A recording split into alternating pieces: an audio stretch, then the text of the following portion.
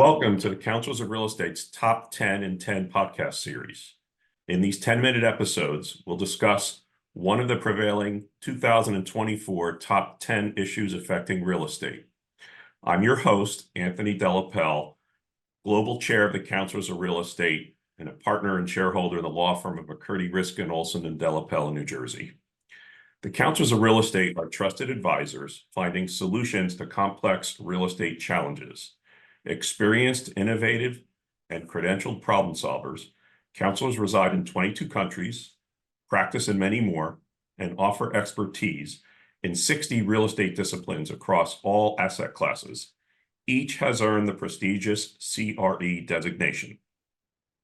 Our guest for this episode is Kathleen Rose, CRE, President and CEO of Rose Associates in Davidson, North Carolina. Kathleen is recognized for her expertise in land development, market analysis, economic development strategy, and consulting for the public, private, and institutional sectors.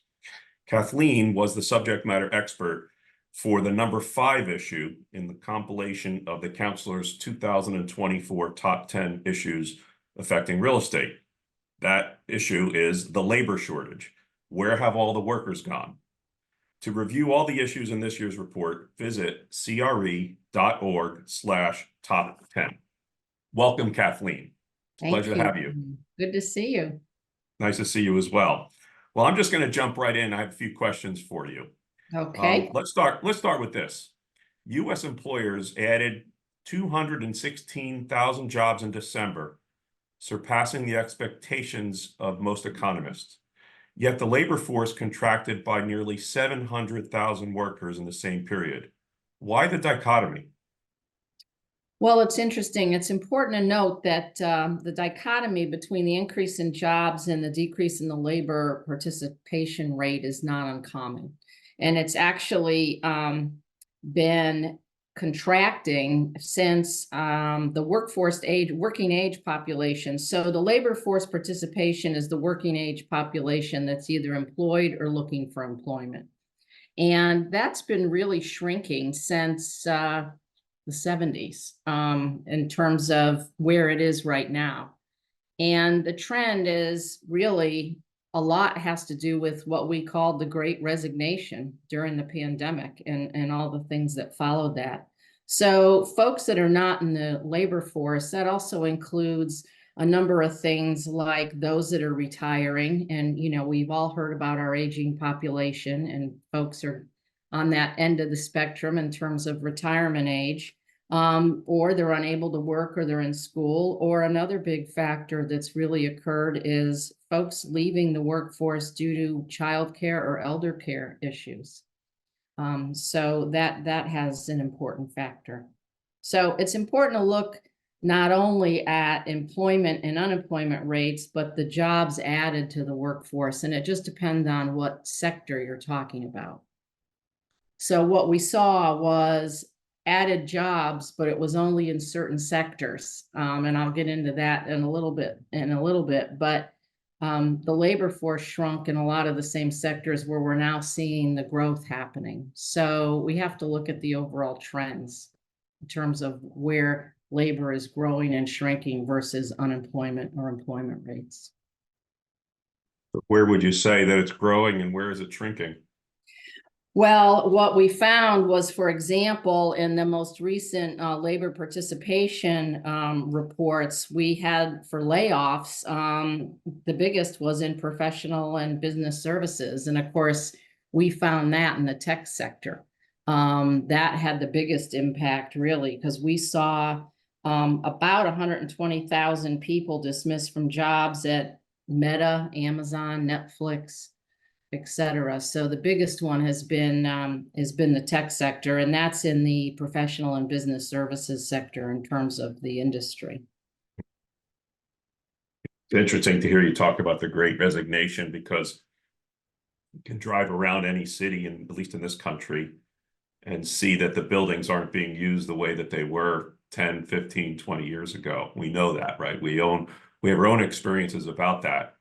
But is the change in the workforce that used to occupy those buildings a change that recognizes that they're just not in the office as much, or have they left those jobs? And if they have left, where are they going?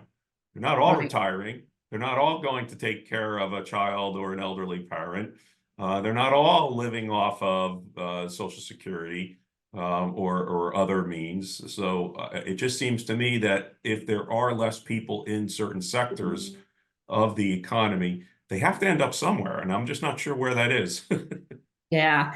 Well, as we say, and when we're doing market analysis and market demand, jobs drive demand for real estate, right? So those shifts are starting to have impacted where we saw them, again, the pandemic really just accelerated a lot of trends that are already happening. Obviously, the office sector, that's the biggest point of conversation now with. It's really a combination of folks leaving the tech sector and just the remote work dynamic, which we talk about a lot, and people are working from home. We had during the pandemic an influx of people leaving corporate jobs and starting their own companies. So there has been an influx of startup businesses with folks just doing their own thing and hanging their own shingle, whether it be working from home or elsewhere. So we talk about that the shift in office workers, they might have left the office, but they're working in a new office environment, and it's called the second bedroom or the office in their home.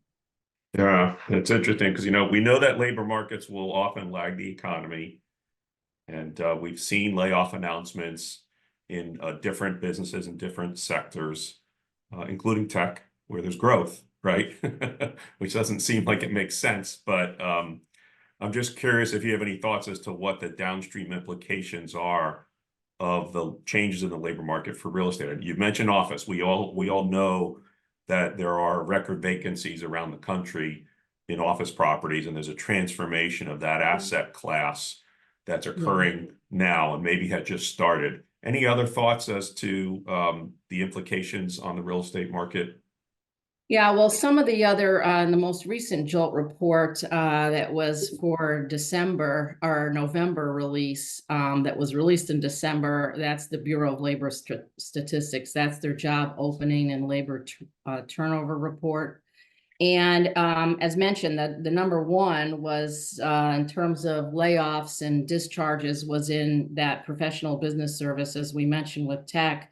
But the other that were interesting were healthcare and social workers. So we're seeing some shifts going on in the medical world with consolidations of medical facilities and hospitals. Some of the rural hospitals, particularly here in the Carolinas, are actually closing. So we're seeing some shift going on in the healthcare industry, most certainly. The third largest was accommodation and food service, and that's the leisure and hospitality. So while we saw great layoffs, we also seen that's some of the areas where they are also hiring back. So, that back to that dichotomy question of what's happening there. And then, of course, leisure and hospitality. So I think as the economy is shifting and folks are beginning to pull back on all of their leisure and travel and spending, we're going to see that impact things like the hotel market, et cetera. Of course, the changes in the dynamics of retail have been pretty obvious too, with the online shopping and consolidation of many of the retailers closing stores, particularly in urban environments where, they're seeing crime issues start to impact their operations and business. Shrinkage and loss, they call it, risk of loss. I'm curious about one other very important demographic here, and that is where population is increasing and decreasing. You're based in the Carolinas, Yep. which have been reported to be growing in population. I'm based in the New York area, where people seem to be leaving and have been for quite some time. Yep. Employers are paying very close attention to these migration shifts with changes in the workforce going beyond demographics. Are there any other reasons that you can think of for this dislocation as it might affect population and the workforce? Yes, well, economic development organizations in certain states are very active in attracting companies from New York, for example, to Florida, Texas, the Carolinas.